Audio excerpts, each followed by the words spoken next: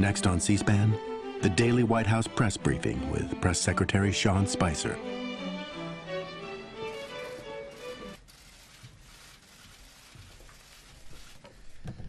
Good evening. Thank you guys for coming. I know our first official press briefing is going to be on Monday, but I wanted to give you a few updates on the president's activities. But before I get to the news of the day, I think I'd like to discuss a little bit of the coverage of the past 24 hours. Yesterday, at a time when our nation and the world was watching the peaceful transition of power, and as the president said, the transition and the balance of power from Washington to the citizens of the United States, some members of the media were engaged in deliberately false reporting. For all the talk about the proper use of Twitter, two instances yesterday stand out. One was a particularly egregious example in which a reporter falsely tweeted out that the bust of Martin Luther King Jr. had been removed from the Oval Office. After it was pointed out that this was just plain wrong, the reporter casually reported and tweeted out and tried to claim that a Secret Service agent must have just been standing in front of it. This was irresponsible and reckless. Secondly, photographs of the inaugural proceedings were intentionally framed in a way, in one particular tweet, to minimize the enormous support that had gathered on the National Mall. This was the first time in our nation's history that floor coverings have been used to protect the grass in the mall. That had the effect of highlighting any areas where people were not standing, while in years past, the grass eliminated this visual. This was also the first time that fencing and magnetometers went as far back on the wall, preventing hundreds of thousands of people from being able to access the mall as quickly as they had in inaugurations past. Inaccurate numbers involving crowd size were also tweeted. No one had numbers because the National Park Service, which controls the National Mall, does not put any out. By the way, this applies to any attempts to try to count the number of protesters today in the same fashion. We do know a few things, so let's go through the facts. We know that from the platform where the president was sworn in to 4th Street holds about 250,000 people. From 4th Street to the media tent is about another 220,000. And from the media tent to the Washington Monument, another 250,000 people. All of this space was full when the president took the oath of office. We know that 420,000 people used the D.C. Metro public transit yesterday, which actually compares to 317,000 that used it for President Obama's last inaugural. This was the largest audience to ever witness an inauguration, period, both in person and around the globe. Even the New York Times printed a photograph showing that a misrepresentation of the crowd in the original tweet in their paper, which showed the full extent of the support, depth, and crowd and intensity that existed. These attempts to lessen the enthusiasm of the inauguration are shameful and wrong. The president was also at the Central, as you know, the president was at the Central Intelligence Agency today and greeted by a raucous overflow crowd of some 400 plus CIA employees. There were over 1,000 requests to attend, prompting the president to note that he'll have to come back to greet the rest. The employees were ecstatic that he's the new commander-in-chief, and he delivered them a powerful and important message. He told them he has their back, and they were grateful for that. They gave him a 5-minute standing ovation at the end in a display of their patriotism and their enthusiasm for his presidency. I'd also note that it's a shame that the CIA didn't have a CIA director to be with him today when he visited, because the Democrats have chosen, Senate Democrats are stalling the nomination of Mike Pompeo and playing politics with national security. That's what you guys should be writing and covering. That this, instead of sowing division about tweets and false narratives, the president is committed to unifying our country, and that was the focus of his inaugural address. This kind of dishonesty in the media, the challenging that bringing about our nation together is making it more difficult. There's been a lot of talk in the media about the responsibility to hold Donald Trump accountable. And I'm here to tell you that it goes two ways. We're going to hold the press accountable as well. The American people deserve better, and as long as he serves as the messenger for this incredible movement, he will take his message directly to the American people, where his focus will always be. Sean, thanks. You're saying it's not a ban. This was President Trump's tweet yesterday. If the ban were announced with a 1-week notice, the bad would rush into our country during that week. So he says it's a ban. He's using the words that the media is using. But at the end of the day, it can't... Hold on. It can't be...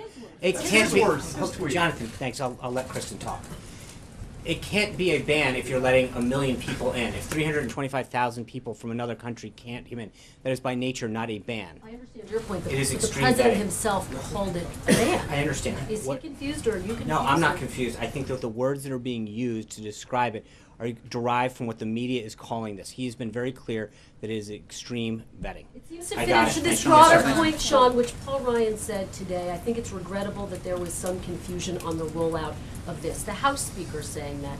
What do you say to Republicans who argue that this is a part of a broader issue with the president not enacting this policy smoothly? Well, first of all, I think we've addressed that we could have either telegraphed this days in advance, in which people could have gotten on planes and come over here, which would have undermined the exact nature of what this sought to prevent, or we could have done it in a way that inconvenienced some folks for a little while.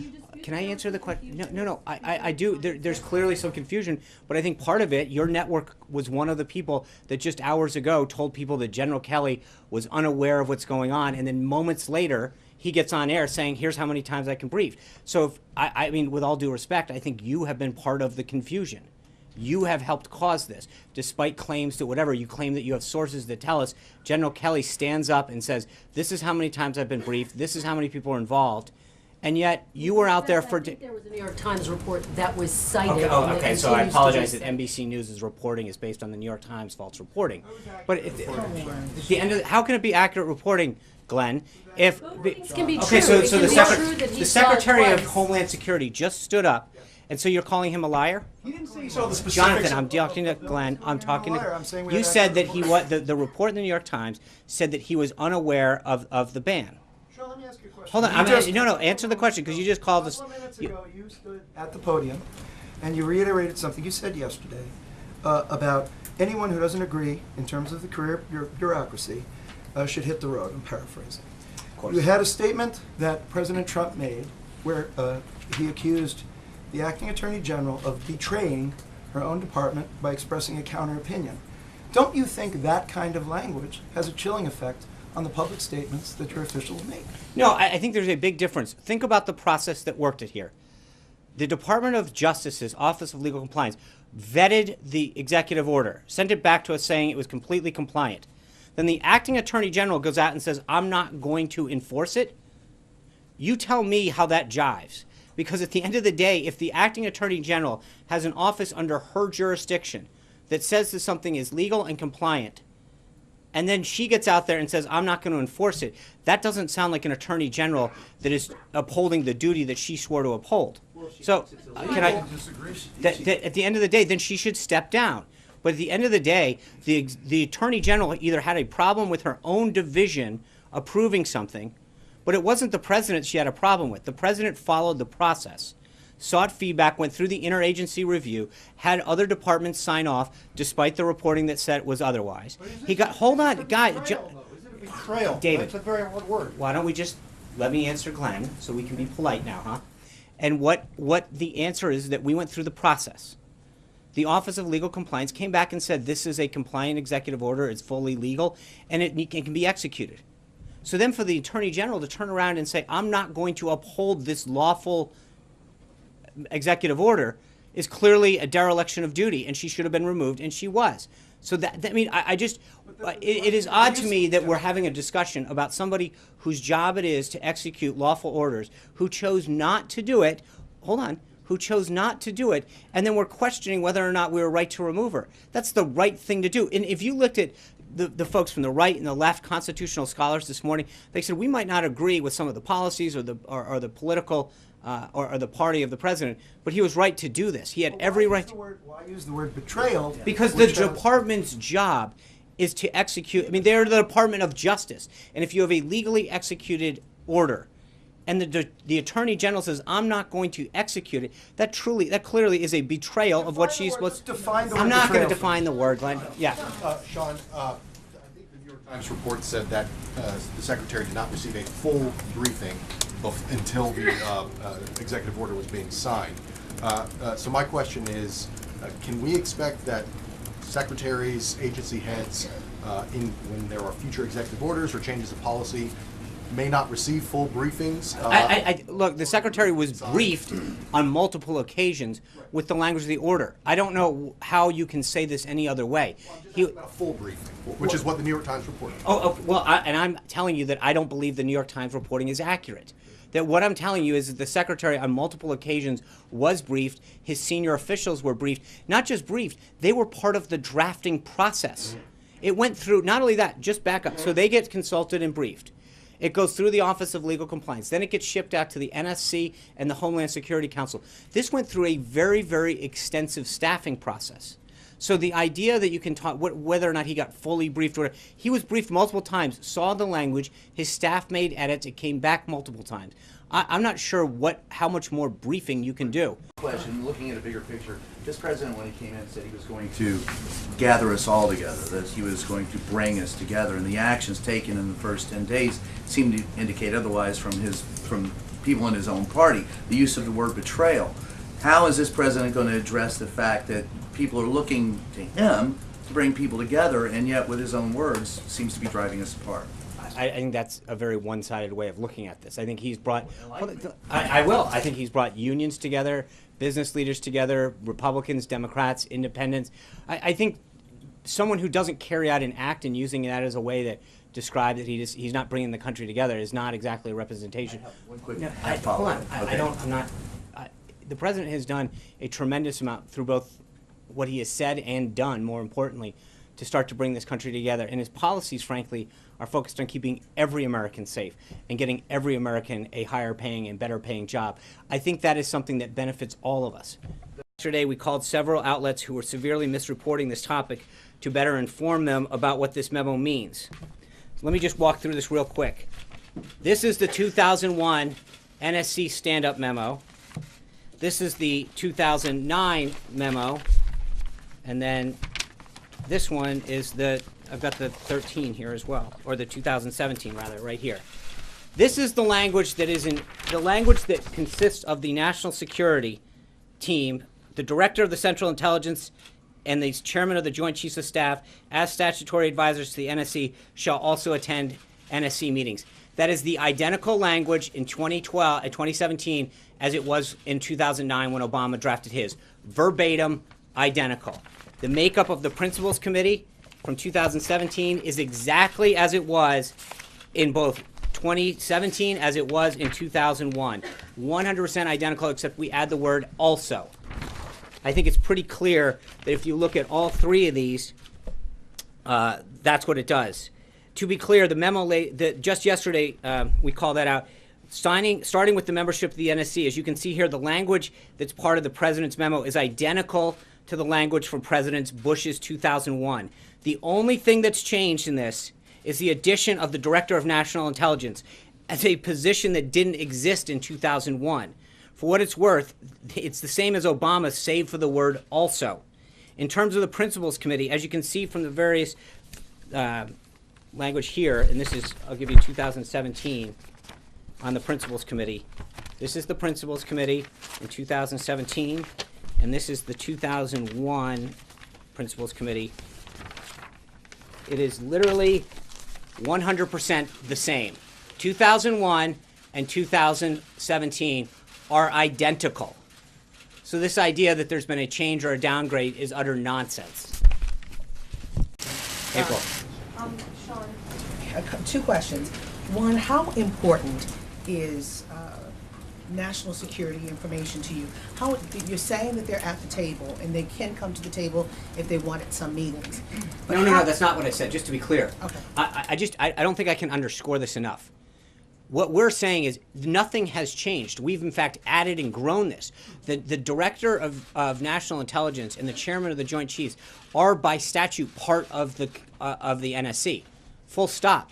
What we've done is made sure that on issues of homeland security and domestic policy, they are always welcome to attend, 100%. However, if the issue is on, pandemic flu or other domestic type natures that don't involve the military, it would be a waste of time to drag the chairman of the Joint Chiefs Staff over. If he wants to attend, he's part of the committee, he can come anytime. So to try to talk about downgrading or not take this seriously is a misreading of this. It's really a disservice. And I think that for those people who took the time to read it, they understand that. But I've seen so much misreporting all this weekend about downgrading this individual or upgrading. The language could not be clearer. It is 100% identical. And so any misreading of it otherwise is a spread of misinformation. It's plain and simple. Okay, so you're saying they're at the table. No. But- I'm saying they've always been at the table, and they continue to be, and that he has a tremendous amount of respect for him. And so any reporting otherwise is a misunderstanding of it 100%. Let me ask my question. Okay. Okay, they're at the table, but how important are their suggestions or their statements to this administration? Unbelievable. When you look at Secretary Mattis was in the Oval Office. He was on the phone with CIA Director Pompeo this afternoon or this morning. He values their opinion. I don't think you can express in words how much respect he has, whether it's Chairman Dunford, General Mattis, General Kelly, Director Pompeo. All of these individuals, I think he's shown through deed and action and word how much he cares about them. The first stop he made was to the CIA, because of how much he values the work that they do and the respect that he has for them. So I really don't know how much more he can do to show how much he values them. Last night, the Republican Jewish Coalition called it an unfortunate omission that the White House did not acknowledge the Jewish people or They weren't in anti-Semitism President Bush's acknowledgement either. It was President Bush did mention anti-Semitism. So, Look, I think can this you is explain why you decided to depart from bipartisan tradition of two presidents? It's not. The statement was written with the help of an individual who's both Jewish and the descendants of Holocaust survivors. To suggest that remembering the Holocaust and acknowledging all of the people, Jewish, gypsies, priests, disabled, gays, and lesbians, is frank. It is pathetic that people are picking on a statement. I remember we issued a statement at Christmas time calling Christ the King, and many of the reporters that are in this room and otherwise started wondering whether we're referring to the King as the president-elect. Do you know how offensive that was to Christians? The idea that you're nitpicking a statement that sought to remember this tragic event that occurred and the people who died in it is just ridiculous. I think he acknowledged the suffering that existed and wants to make sure that it's enshrined in the American people's memory so that something like this never, ever happens again. And I think to sit there and suggest that he was trying to single out anything, and a people of which he has shown such tremendous respect for, and such a willingness in terms of the state of Israel to go out there and show the partnership that needs to exist between us and the respect. And when you contrast that, frankly, a statement, and you look at the actions of the last administration, the Iran nuclear deal, them giving Palestine an equal footing in terms of the amendment that was passed to the UN Security Council on their way out the door, to compare a statement that remembers the Holocaust with the actions of the last 8 years and the disrespect that was shown to Israel is unbelievable. Where were the questions about the UN Security Council resolution that came forward and the idea of this unprecedented step that the outgoing administration took as a massive slap in the face of Israel? Where were the questions then? Jared Kushner wrote the statement. No, I didn't. Sean? Did I say that? No. You mentioned that. I know what I said. I didn't say Jared's name. So it was No, not. I'm not. But I'm just saying. No, I'm not getting into who wrote it. But he has several members of the Jewish faith on his senior staff, and to suggest that it was an omission of anything else is kind of ridiculous. Sean, your answer about the context Yeah. doesn't make sense when you think about what Senator Ben Sass said today and this morning on TV. He said that he asked Judge Gorsuch specifically about the president's so-called judge tweet, and in response, Phil, this is like the fourth time I've asked an answer. No, but this is a different context, Sean. I understand that, Phil. I've asked It's directly about the I understand that, and I've said exactly what Senator Ayotte said about it. I don't know how many times you can ask. Yeah, It was only about I understand it. Thank you. Yeah. Sean, I'm going to continue on this line despite what's happening there. Why isn't the White House, why isn't the president concerned about the influence or the appearance of the influence on the independent judiciary? Why isn't he? I mean, he is free to speak his mind. Where has this outrage been for the last 100 years? There has the been Obama administration or any previous administration. I'm talking about this president. I understand, and the this president White has House. the part of the reason the president got elected is because he speaks his mind. He doesn't hold it back. He's authentic, and he's not going to sit back. I think when he feels very passionately about something as much as the executive order, he was doing it to make sure Americans were safe. The order, the U.S. code is crystal clear on this. I think I've read it for like 3 days in a row. And it can't be any clearer how much authority it gives the president to do what he can to keep it safe. He's concerned that he's doing what he can to keep this country safe, and there's been a lot of activity to stand in the way. So I'm not sure how many more times I can read the code to you, but 8 U.S. Code 1182. Me talking about it is not how the judicial process works. Thank you. You've asked the question now 8 times. One more. I'd like to ask you one more about a different set of comments that have been made. I understand. Thank you. Go ahead. Comments that have been made, Sean, also from Kellyanne Conway earlier this week. Let him go.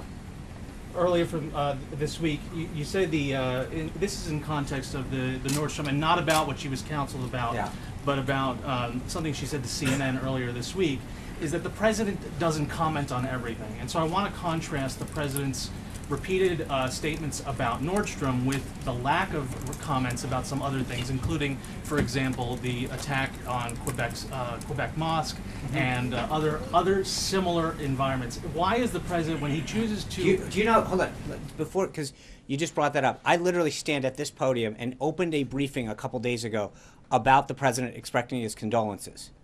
I literally opened the briefing about it. So for you to sit there and say... I know. So why are you asking why he didn't do it when I literally stood here and did it? Statement. I don't understand what you're asking. Kellyanne's comment were about that the president doesn't have time to tweet about everything. Right. He's tweeting about this. Right. He's not tweeting about something else. I came out here and actually spoke about it and said the president spoke. The president's time. What are you?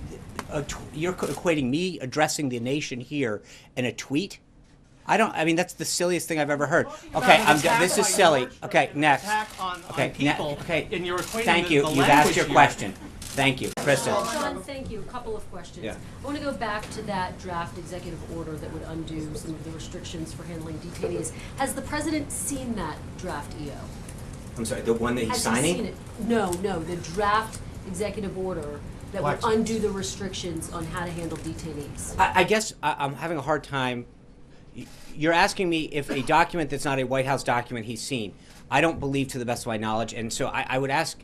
There's this is the second day in a row we're getting asked about documents that are floating around, and people saying, and frankly, reports being published attributing documents to the White House that are not White House documents. And I haven't attributed it No, to the I'm White not House. saying you. Do you know if he's seen it? To the best of my knowledge, he hasn't seen it. I think he's got a lot of other Since things. it is floating around, Hold on, I have a couple more questions. You get one more. Let's not agree. I have 2 more. Since it is floating around, Okay. is he considering Kristen, bringing don't. back This is a. black sites and I'm not going to waterboarding? start answering hypotheticals about documents that are floating around. That's a ridiculous. You're basically.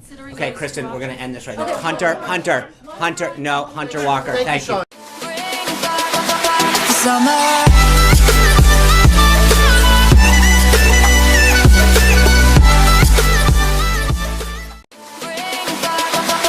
Summer.